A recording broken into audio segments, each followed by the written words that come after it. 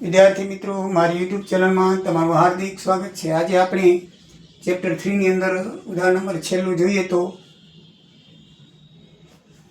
અવેજની પદ્ધતિએ ગણતરી કરવાની છે।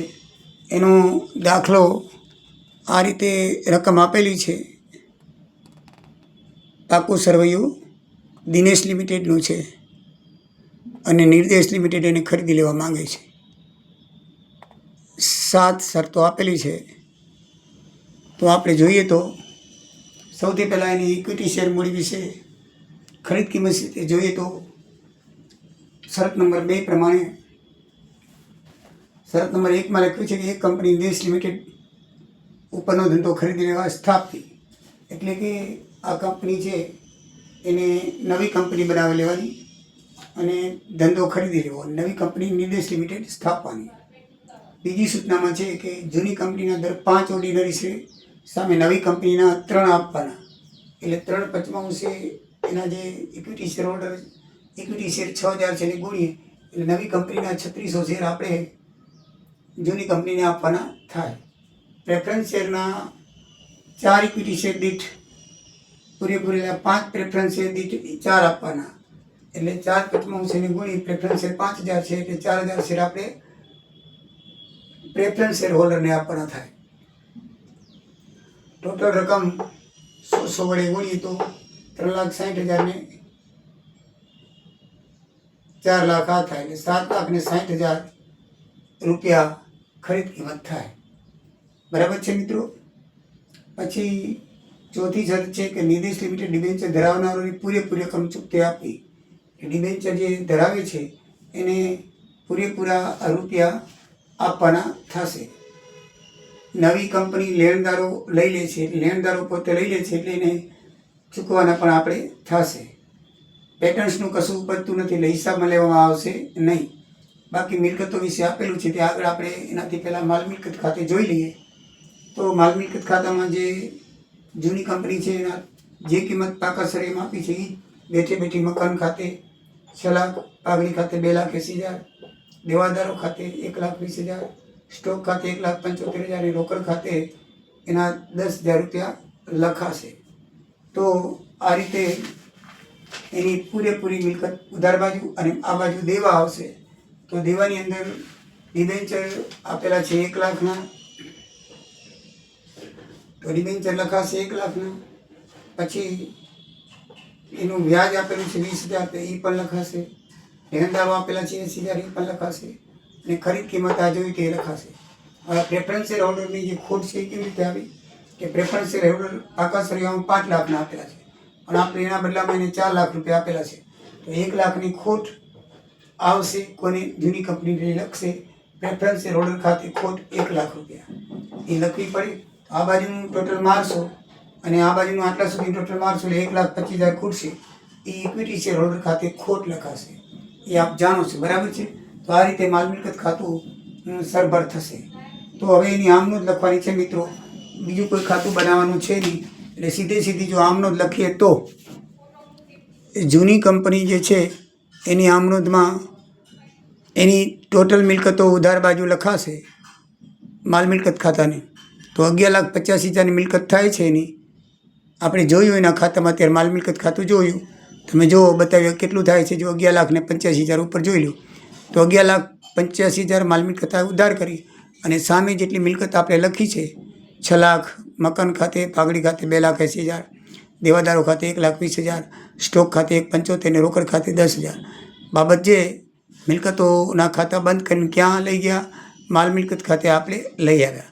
પછી ડિબેન્ચર છે મિત્રો, એ 5% પૂરેપૂરા એના બદલામાં શેર આપવાના છે, તો 5% ડિબેન્ચર 1 લાખના છે, એના ઉપર ચાલેલું વ્યાજ 20,000 બતાવેલું છે અને લેણદાર પણ આપણે લઈ લીધેલા છે 80,000 લેણદાર, એટલે તે માલ મિલકત ખાતે કેટલા લખશું?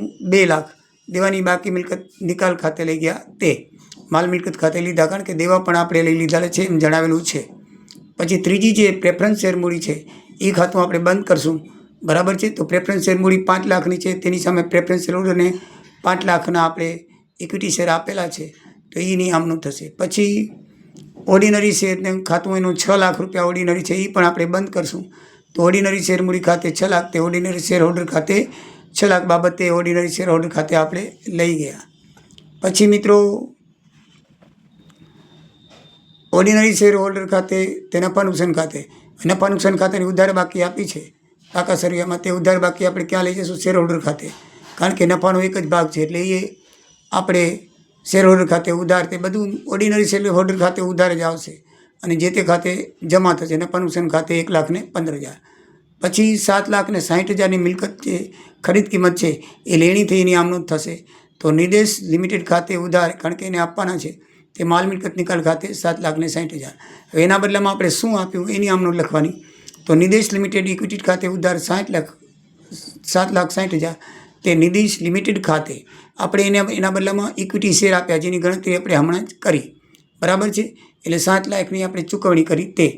પછી પ્રેફરન્સ શેર હોલ્ડરોને આપણે ઇક્વિટી શેર આપ્યા 4 લાખના. 5 લાખના પ્રેફરન્સ શેર હતા એને આપણે 4 લાખના ઇક્વિટી શેર હોલ્ડર શેર આપ્યા તો એની આમનોંધ થશે. તો પ્રેફરન્સ શેર હોલ્ડર ખાતે ઉધાર 4 લાખ, તે નિર્દેશ લિમિટેડ ઇક્વિટી શેર ખાતે 4 લાખ બાબત જે પ્રેફરન્સ શેર હોલ્ડરને નિર્દેશ લિમિટેડ ઇક્વિટીના શેર આપ્યા તે.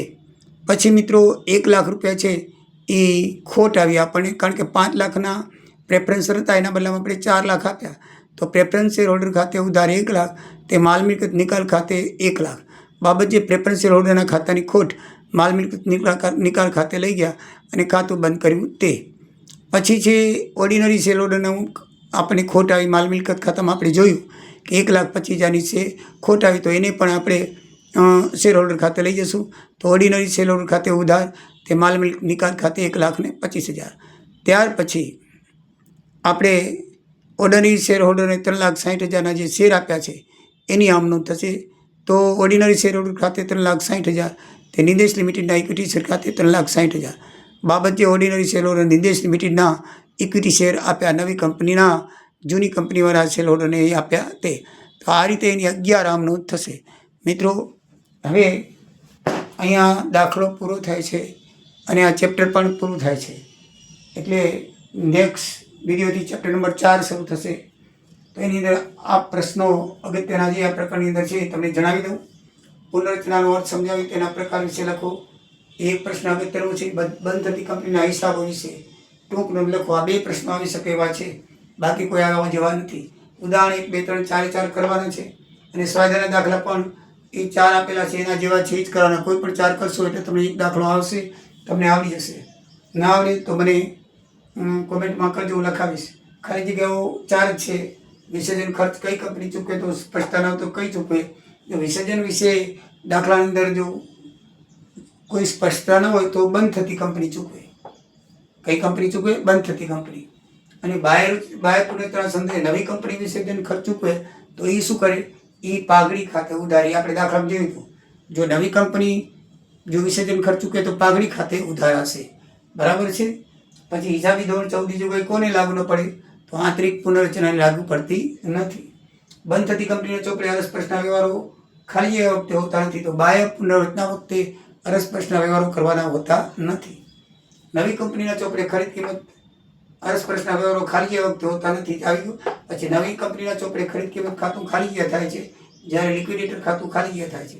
તો મિત્રો ખરીદ કિંમત ખાતું હંમેશા ઉધાર થાય અને લિક્વિડેટરનું ખાતું જમા થાય, કારણ કે એની કિંમત એને ચૂકવાઈ જાય છે. તો આ રીતે પ્રકરણ 3 યુનિટ 3 પૂરું થાય છે. નેક્સ્ટથી આપણે યુનિટ 3 ચેપ્ટર 4 શરૂ કરશું. જય સિયારામ, જય દ્વારિકાધીશ.